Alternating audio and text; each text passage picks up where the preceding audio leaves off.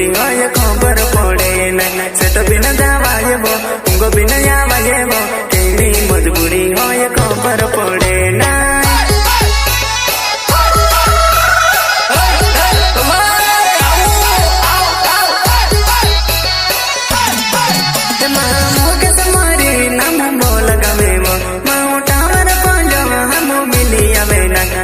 set बिना जावाए वो उंगो आवाए नहीं केनी मजबूरी माओ खबर पड़े नहीं सेट बिना जावाए वो आनो आवाए नहीं केनी मजबूरी माओ खबर पड़े ना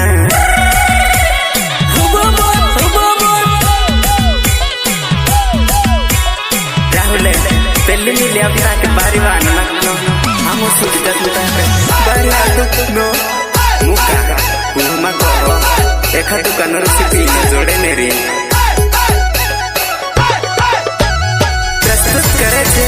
मुकेश मरी एंड वीरमवीर गांव उमोला संग writer Bijla Raja Ramesh Bil Kherwara Maa Gayatri recording studio Umrath singer बेवफराज राहुल बिल हाफेश्वर राहुल बिल हाफेश्वर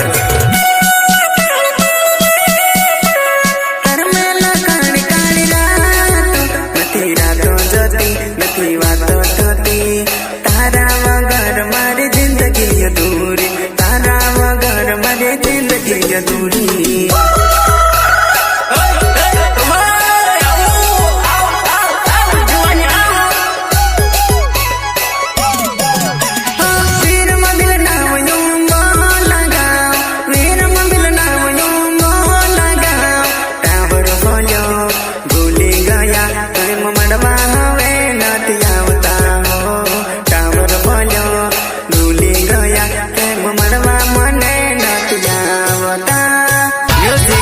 प्रकाश भाई सोलंकी